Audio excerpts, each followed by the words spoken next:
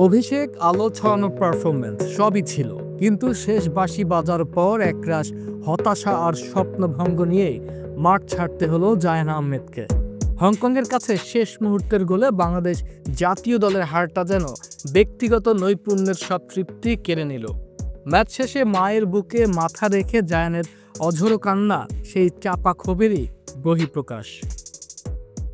মার্কিন যুক্তরাষ্ট্রে বেড়ে ওঠা এই তরুণ লেফট ব্যাক যেন রাতারাতি বাংলাদেশের নতুন তারকা হয়ে উঠলেন। বাবার অসম্পূর্ণ স্বপ্নকে পূর্ণতা দিতেই ফুটবলে এসেছেন। জর্জ ম্যাসন বিশ্ববিদ্যালয়ের হয়ে ইউরোপের একাধিক একাডেমিতে অনুশীলনের অভিজ্ঞতা নিয়ে গত জুনে প্রবাসী ট্রায়ালে নজর কাড়েন, আর তিনি একমাত্র জায়গা করে নেন জাতীয় দলে।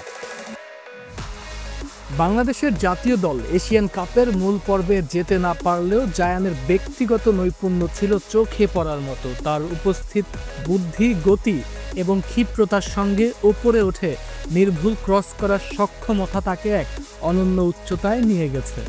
অনেকেই তার খেলার ধরনের মধ্যে ব্রাজিলের কিংবদন্তি লেফট ব্যাক মার্সেলোর ছায়া দেখতে পাচ্ছেন। কেউ কেউ তাকে বাংলাদেশি মার্সেলো উপাধি দিচ্ছেন।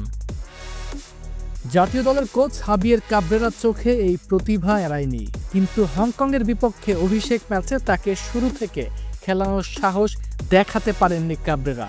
তার বদলে খেলানো সাদউদ্দিনের পায়ের ফাঁক দিয়ে বল ঠেলে হংকং যখন গোল করে, তখন আফসোসটা যেন আরও বেড়ে যায়। ম্যাচের ৭৮তম মিনিটে অবশেষে যখন তিনি মাঠে নামেন, জায়ান যেন এক অন্য রূপে ধরা দেন। বাঁ প্রান্ত ধরে তার একের পর এক বিদ্যুৎ গতির আক্রমণ প্রতিপক্ষের রক্ষণ শিবিরে রীতিমতো ত্রাস সৃষ্টি করে। মাত্র ১২ মিনিটের খেলায় তিনি প্রমাণ করে দেন আক্রমণ সাজিয়ে দেওয়ার ক্ষেত্রে তিনি কতটা দক্ষ। তার প্রতিটি দৌড়, নিখুঁত ক্রস এবং খেলার ধরনে সেই আক্রমণাত্মক লেফট ব্যাকের ছাপ স্পষ্ট ছিল, যা আধুনিক ফুটবলে খুবই বিরল। তবে ততক্ষণে অনেক দেরি হয়ে গেছে, গোল শোধ করা আর সম্ভব হয়নি।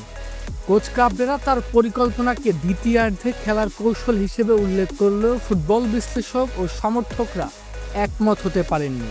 হংকংয়ের মতো প্রতিপক্ষের বিরুদ্ধে এমন একজন আক্রমণাত্মক ও গতিশীল ফুটবলারকে বেঞ্চে বসিয়ে রাখার সিদ্ধান্তকে অনেকেই কৌশলগত ভুল হিসেবেই দেখছেন।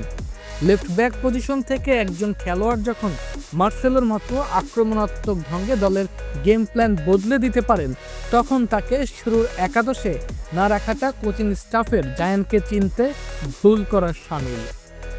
এই হতাশার রাতেও জায়ান শরীফ আহমেদ বাংলাদেশের ফুটবলের জন্য এক নতুন আশার আলো জ্বেলেছেন। তিনি শুধু একজন ডিফেন্ডার নন, দলের আক্রমণ ভাগের অন্যতম কারিগর হওয়ার সবটুকু সামর্থ্য রাখেন। এই তরুণকে ঘিরে এখন বাংলাদেশের ফুটবলের সোনালী দিনের স্বপ্ন দেখছেন সমর্থকেরা।